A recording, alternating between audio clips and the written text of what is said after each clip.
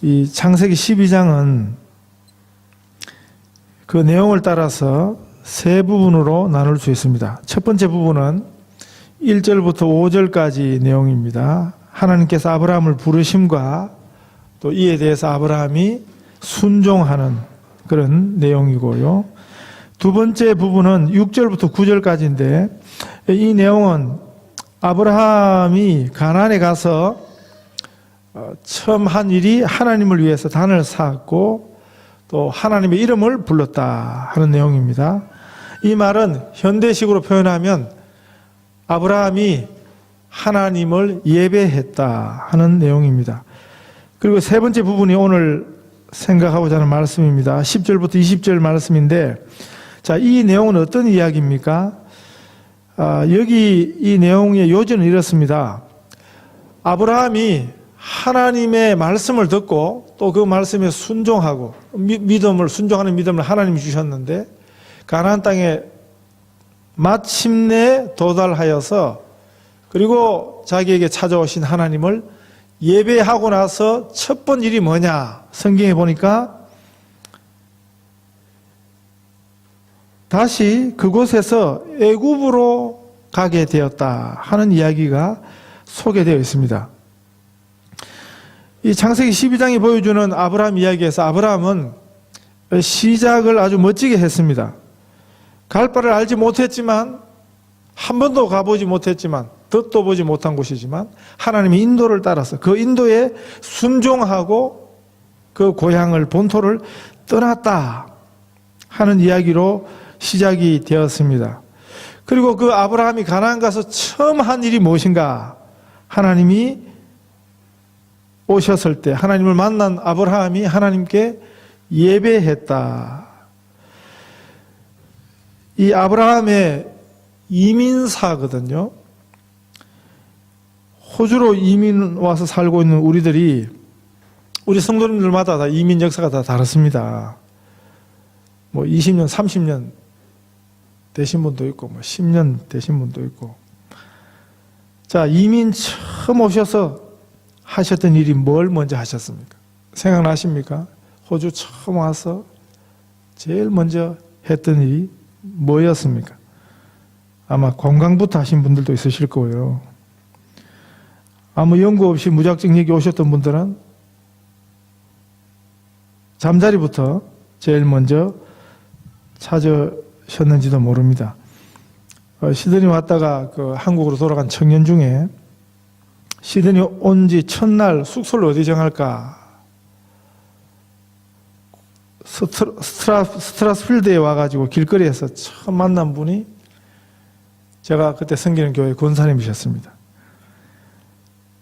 그래서 그 권사님 댁에 숙소도 정하고 일자리도 찾고 또 여기 시드니 있는 동안 제가 섬기던 교회에서 신앙생활도 잘 하다가 돌아갔습니다.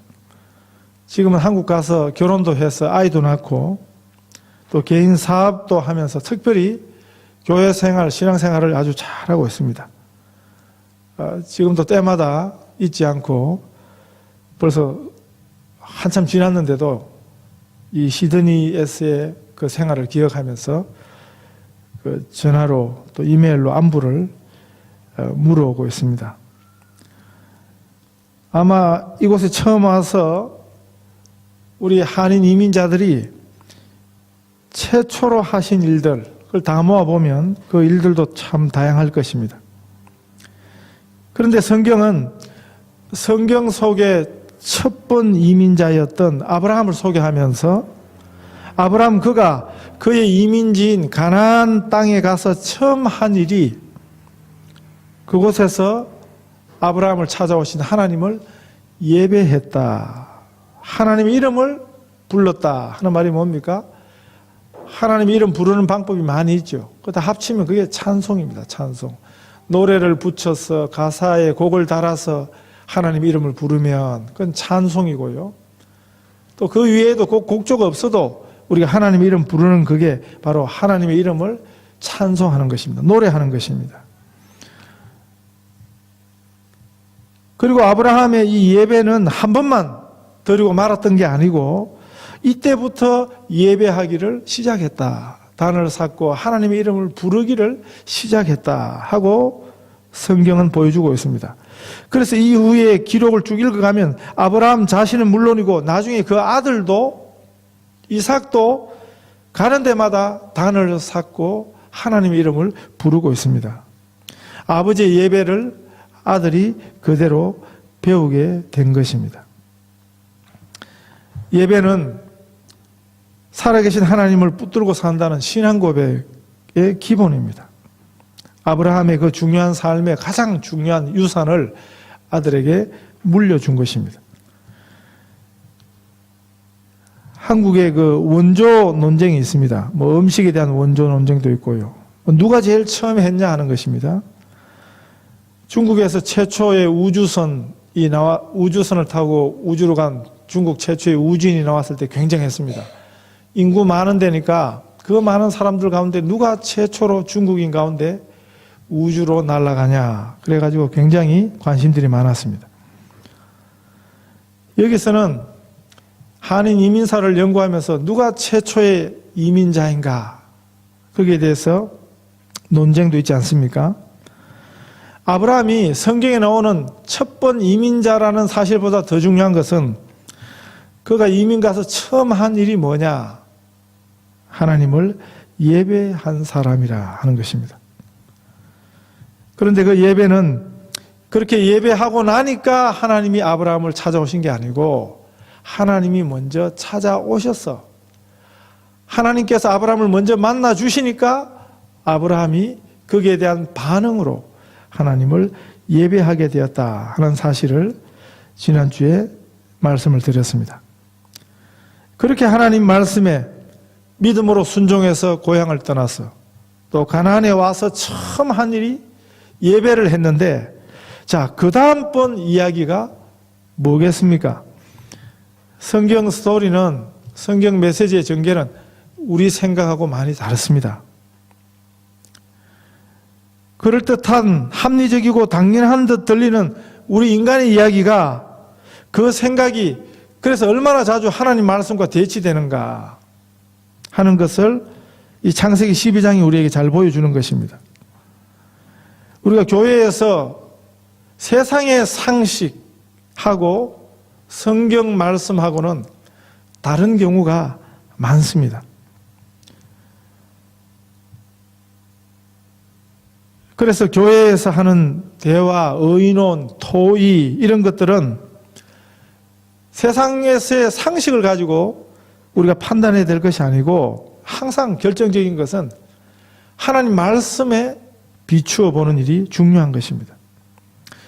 그 전에 한국 교회 좋은 전통 하나가 교회의 그 일꾼들을 세울 때, 특히 중직자들을 세울 때 꼭 한 가지 빠지지 않고 시행했던 것이 성경을 얼마나 알고 있는가를 테스트했습니다. 지금도 뭐 목사나 뭐 장로고시 이럴 때 시험 칠 때 성경은 첫 번째 과목입니다. 몇 년 전에 저기 어느 교회에서 장로를 4명인가 5명 뽑아 세우면서 그 교회가 속한 노회 고시부에서 가서 그 장로 후보들을 모아놓고 시험을 쳤습니다. 성경고사를 치는데 아마 그 5명이 짠 것 같아요. 그래서 시험 딱 문제 받아놓고는 우리가 초등학생이가 하고는 그 시험을 보이콧하고 다 나가버렸습니다. 노예 고시 부원들이 얼마나 황당했겠어요. 그래서 고민하다가 또 그 교회가 좀 규모가 있는 교회라 교회 눈치를 보면서 또 그냥 슬그머니 또 무마를 시켜줬습니다. 얼마나 우스운 일인지 모릅니다. 성경을 모르는 사람들이 교회의 중직을 맡으니까 교회가 어떻게 되겠습니까?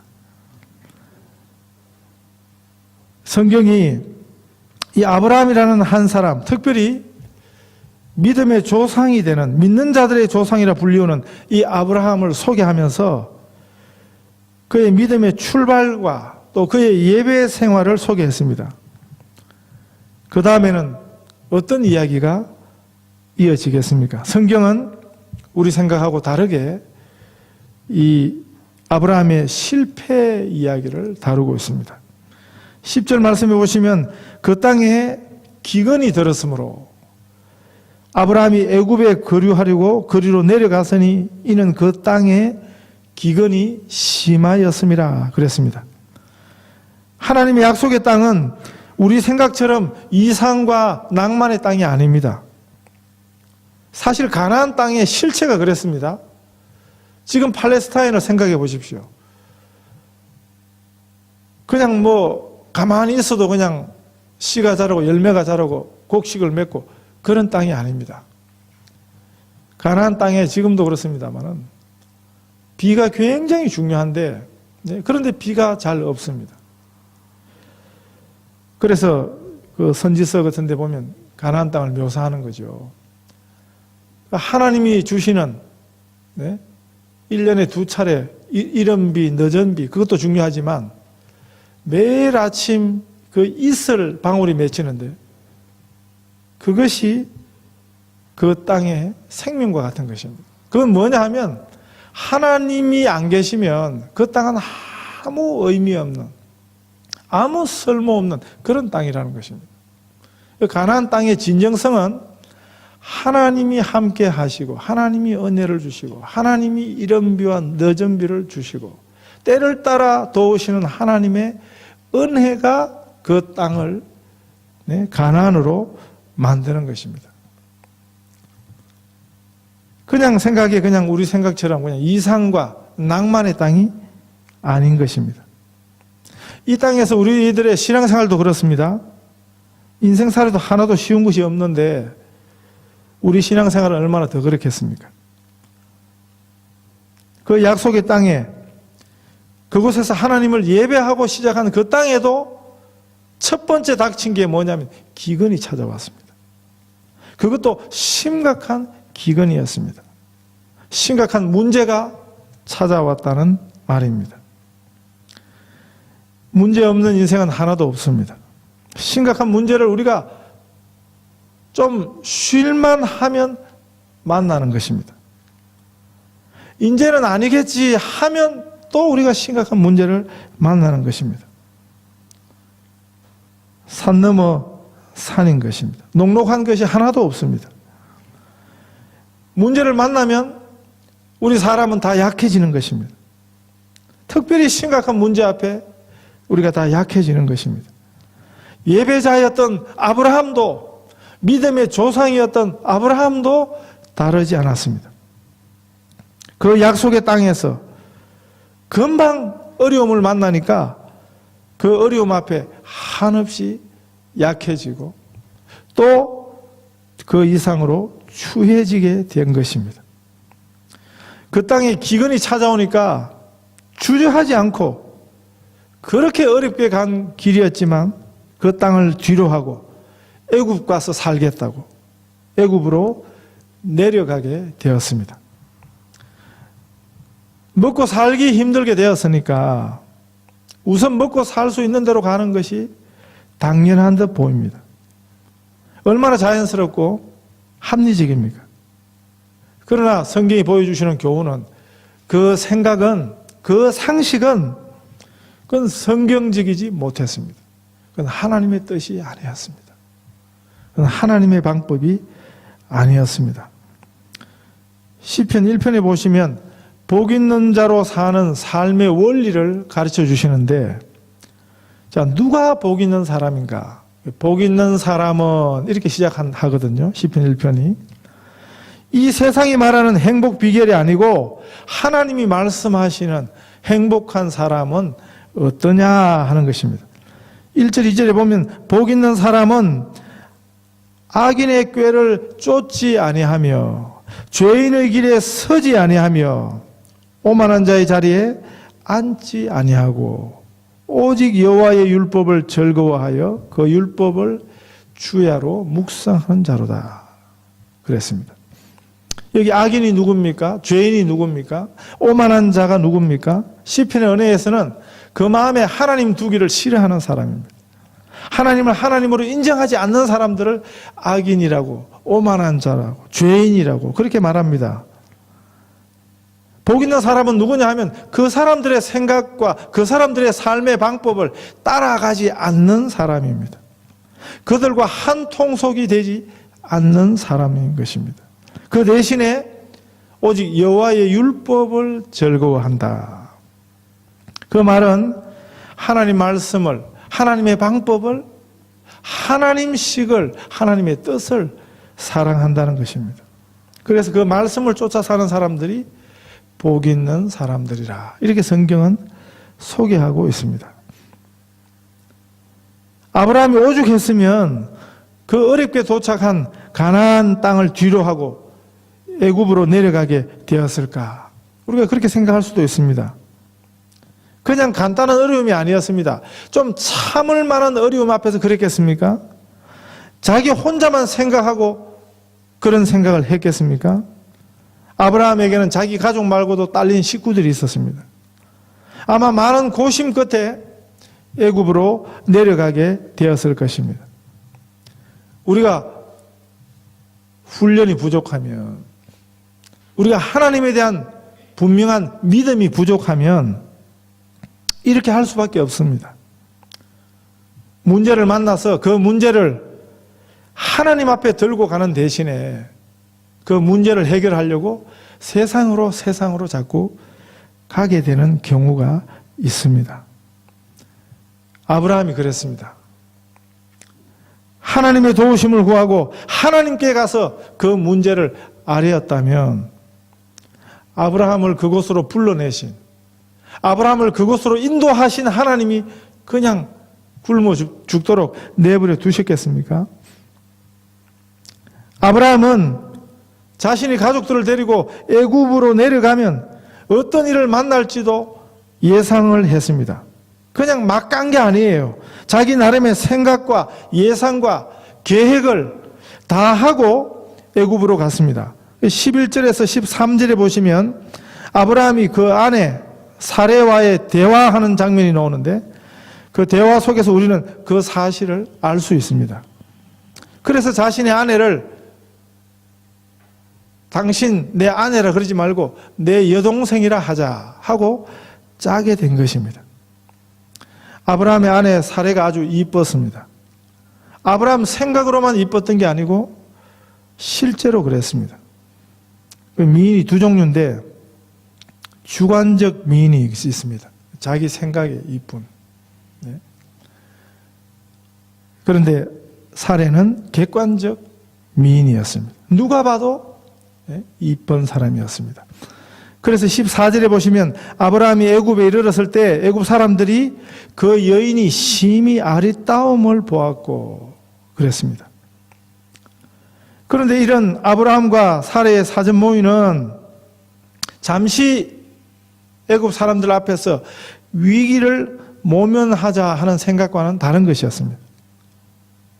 이 거짓말의 결과는, 이런 작전의 결과는 자신의 아내를 애굽 사람들한테 넘겨주겠다는 그런 각오가 담긴 것이었습니다. 그래서 아브라함이 자기 목숨은 건지는데 결과적으로 자기 아내를 남 죽어서라도 저는 살겠다는 그런 생각을 한 것입니다. 그 시대 형편이 사실 이랬습니다. 고대 근동 문헌에 보면 이런 격언 같은 속담 같은 게 있습니다. 나그네의 것은 먼저 본자의 것이니라. 그 당시 문화에서 나그네는 아무런 보호 대책이 없었습니다. 나그네가 좋은 것을 가지고 있는 것을 그 땅 사람이 먼저 보면 그건 다 빼앗을 수 있었습니다. 그 아내가 미인이면 그 남편은 당연히 죽게 되는 것이었습니다. 그래서 13절에 보면 그 아내를 원컨대 그대는 나의 누이라 하라. 그러면 내가 그대로 말미암아 안전하고 내 목숨이 그대로 말미암아 보존되리라 하니라. 이렇게 말하게 된 것입니다. 그 방법은 그 시대에 그 낯선 곳에서 나그네였던 아브라함이 살 수 있었던 유일한 방법이었는지 모릅니다. 다른 여러 가지 방법이 있는데 그 중에 그 방법을 선택했던 것은 아니었을 것입니다. 그냥 다 같이 가만히 굶어 죽는 것보다는 아마 아브라함이 택했던 차선책이었을 것입니다. 그래서 아브라함은 그런 각오를 하고 그를 작정으로 애굽으로 내려갔던 것입니다. 그랬을 적에 아브라함에게 하나님이란 존재는 까맣게 잊혀졌던 것 같습니다.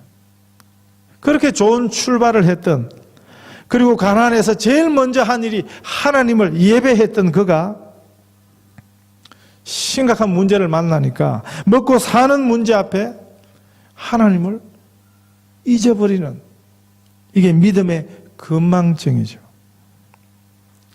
우리가 심각한 문제를 만났을 때 심각한 문제를 만난 것보다 더 큰 일이 뭐냐면 그것 때문에 하나님을 잊어버리는 것입니다. 문제 앞에서 하나님을 망각했던 아브라함이, 그래서 그 생각 속에, 그 계획 속에 하나님을 빼먹고 있었던 아브라함이 애굽에 내려갔을 때 아브라함 예상했던 일이 일어났습니다. 그 아내를 자기 누이라고 소개를 하니까 금방 그 아내를 애굽 왕 바로에게 빼앗기게 된 것입니다. 생각하지 못한 일이 일어났던 게 아니고 이미 예상했던 일이 일어났습니다. 우리에게 이 아브라함이 믿음의 조상이라 하는 선입관을 가지고 너무 지나치게 아브라함을 미화하려는 경향이 있습니다. 그러나 성경은 뭘 보여줍니까? 아브라함도 우리와 본질상 똑같은, 우리와 성정이 똑같은 연약한 한 인간에 불과했습니다. 자기 죽게 되니까 하나님도 잊어버리고 또 자기 아내도 금방 내어버리는, 그렇게 금방 추해졌습니다. 이 정도면 나쁜 남편이겠습니까? 못된 남편이겠습니까? 악한 남편인 것입니다. 누가요? 아브라함이요. 믿음의 조상 아브라함이요. 이런 아브라함을 왜 나쁘다, 이런 아브라함을 왜 못됐다 그러지 않고 악하다 하는 것이겠습니까? 11절에 그 힌트가 있어요. 아브라함이 이런 계획을 그 아내에게 언제 말해줬느냐? 11절에서 뭐라고 그랬습니까? 그가 애굽에 가까이 이르렀을 때 그의 아내 사레에게 말하되. 성경은 대충 서는 것 같지만 중요한 것은 아주 세밀하게 기록하고 있습니다. 그래서 우리가 항상 성경을 따라서 성경을 읽어야 하는 것입니다. 우리 생각 가지고 성경 읽으면 안 되고 성경을 따라서 성경을 읽을 수 있어야 됩니다. 성경을 따라 읽으면 성경은 이것을 보여줍니다. 아브라함이 언제 그 계획을 자기 아내에게 이야기했느냐? 가나안에 있을 때 미리 이야기한 게 아니에요. 네? 아마 그랬겠지요. 여기서는 우리가 살 방법이 없다. 애굽으로 가자. 그리고 애굽에 가까이 이르렀을 때 그 아내 사레에게 자기 이런 계획을 말한 것입니다. 거기 와서 말하는데 사레에게 무슨 선택의 여지가 있겠습니까? 나는 못하겠다. 그럴 수 있겠습니까? 그러니까 남편으로서의 아브라함의 수준이 나쁜 남편도 아니고 못된 남편도 아니고 이거는 악한 남편이라 그렇게 볼 수 있는 것입니다. 그래서 제가 오늘 설교 제목을 나쁜 남편, 못된 남편, 악한 남편 이렇게 잡은 것입니다. 사례 입장에서 얼마나 기막힌 일이겠습니까? 남편 하나 믿고 그 생면부지의 땅으로 따라 나섰는데 저 살겠다고 자신을 버릴 작정을 하는 그 남편을 보고, 그래서 이 세상 남자 믿을 놈 하나도 없는 것입니다. 여자도 물론입니다. 인간은 절대로 우리 믿음의 대상이 될 수 없습니다. 인간을 따라 나선 믿음, 그 결과는 쪽박인 것입니다. 그러나 복음은 이 이야기 속에 복음이 있습니다. 복음이 무엇입니까? 하나님의 그 크신 구원의 일이 이렇게 연약한 인간에게, 자주 실패하고 넘어지는 인생에게 달려있지 않다는 것입니다. 아브라함은 실패했지만 아브라함의 실패가 하나님을 실패하게 할 수는 없었습니다. 하나님께서 그 밤에 비상 간섭하셨습니다. 아브라함에게 그 아내 사레는 자기 살기 위해서라면 한순간에 다 내어버릴 수 있는 그런 존재였는지 몰라도 우리 하나님에게 사레는 참 귀한 존재였습니다. 우리 아내 되신 성도님들은 우리를 제일 귀하게 여기는 분이 내 남편이 아니고 우리 하나님이신 것을 믿으시기 바랍니다. 그 위기의 순간에 그 남편은 아내를 내어버렸을지라도 하나님은 사례를 지켜주셨습니다. 하나님의 구원 계획에서 아브라함도 물론 중요하지만 사례도 아주 중요한 여인입니다. 왜냐하면 사례의 태는 그 태에서 이삭이 나고 또 야곱이 거기서 나고 야곱의 12아들들이 나고 그리고 그 태를 이어서 누가 와요? 메시아가 오십니다. 예수님이 그 태를 타고 오신다고요. 우리의 구원이 우리 손에 달려있다면, 우리 의지에 달려있다면 우리 구원이 얼마나 불안한 것이겠습니까? 그러나 감사하십시다. 우리의 구원이 우리 자신에게 달려있지 않음을. 우리는 실패해도 하나님은 절대 실패하지 않으시는 분임을 감사하고 감사하십시다. 이 악한 남편 아브라함도 인도하시고 구원하시는 분이 바로 우리 하나님이십니다. 성경이 보여주는 믿음의 주도권이 사람이 아니고 아브라함이 아니고 바로 우리 하나님께서 주도하시는 것, 이것이 바로 우리의 믿음 생활, 신앙의 여정입니다. 그래서 우리 믿음이 실패하지 않을 줄 믿습니다. 반드시 우리 하나님이 이루시고야 말 것을 믿습니다. 우리 하나님께서 우리의 참 남편 되심을 믿고 감사하십시다. 문제 앞에 오히려 우리 하나님을 기억하시는 우리 성도들 다 되시기를 축복합니다.